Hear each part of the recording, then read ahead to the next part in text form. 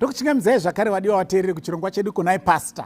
Pachirongwa patinozama kubatsirana mibvunzo yatinenge tinayo inopindurika nebhaibheri. Saka vari kutanga kutibata mukati mezuva ranhasi makasununguka kubvunza mibvunzo yenyu as long as ichipindurika neumbo hwatinahwo mukati mebhaibheri. Sunungukai kutumira apa platform ino mibvunzo yenyu, tinogara pasi toitarisa mweya achitibatsira tozama kubatsirana. Nhasi tiri kupindura mubvunzo wakabvunzwa noumwe.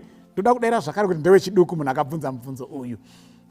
Sekutaura kwandakaita kuti nyaya yemarriage, divorce remarriage yakadenha pfungwa dzevazhinji zvikuru patakaitaura pano. Kune vatanga kutibata nhasi mukangodzoka pachirongwa chino mukatsvaga zvakatakaita mumashure, you will find a lot of material inosanganisira zvinhu zvakawandisa zvatakadzidza zvemibvunzo yebhaibheri kusanganisira nyaya yemarriage. Ndosaka muri kuona tine mubvunzo uri panapa uri kuti iyo zvakaipei kurara nemunhu musati maroorana asi muchizoroorana henyu. Zvakaipei kurara nemunhu kana ari mukomana wangu kana musikana wangu tombosana hedu kurara tese sezvikaite murume nemukadzi vakaroorana, tozoroorana hedu pamberi, tinganzi taita zvakaipei kana tikadaro. Now pane mazwi maviri anoshandiswa nebhaibheri muchirungu. Kuna adultery, kuna fornication. Adultery is very specific. Iri kutaura murume akaroora akanorara noumwe mukadzi wake achipo achiri mupenyu. Iye adultery. Kana opposite, mukadzi akaroorwa akanosanganazve neumwe murume wake achiri mupenyu, inonzi adultery. But fornication now, fornication is more broad than adultery. And regai nditanga ndaverenga vhesi panapa kuti muone kuti zveshuwa zvinhu izvi mubhaibheri zvinototorwa pairi pakasiyana. Dawangoverenga kuna Mateo 15, akawanda mavhesi anoshandisa mazwi iwayo. Mateo 15 verse 19 inoti, for out of the heart proceeds evil thoughts, murders, adulteries, fornications, thefts, false witness, blasphemies. Saka matona kuti adultery na fornication ashandiswa side by side kureva kuti hachisi chinhu one. Ende mukadzoka kutsvaga manje kuti saka zvinosiyana papi. Izwi iri rikunzi fornication mukadzoka kuchiGreek kwacho ndi porneia. Porneia ndo patakatora izwi rechirungu rekuti pornography. Ndo parakabva pana porneia. But porneia manje inoreva adultery in its broad perspective.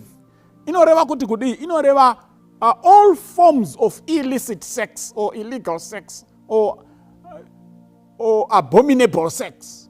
That's fornication. Haingorevi bedzi murume achita kana mukadzi achita. Inoreva all forms of illicit sex. Kuti lesbianism, it's porneia.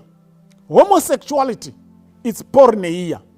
Bestiality, munhu anorara nemhuka sezvangaite murume kana mukadzi, it's fornication.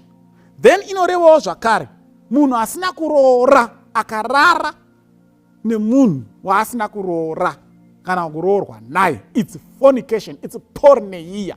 Saka ndo parunzi panapa out of the heart proceeds all these things. Saka ukaona uri mukomana nemusikana musati maroorana, musati manzi nevabereki chigarai mese imba yenyu iyi, mukarara mese mafanana nemunhu arara nemhuka, mafanana nengochani, mafanana nemurume arara neumwe murume, mangofanana nemukadzi arara neumwe mukadzi sezvangaite nemurume, muri musame group. Wakomana vanobva kuti same WhatsApp group. Iporneia, ifornication.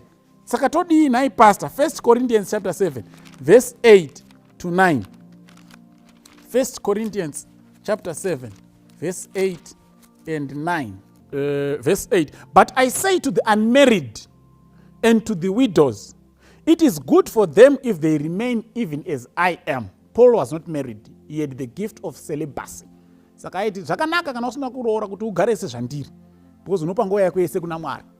But if they cannot exercise self-control, but vakanoti isa hatisi kugona kuzvidzora, let them marry. For it is better to marry than to burn with passion.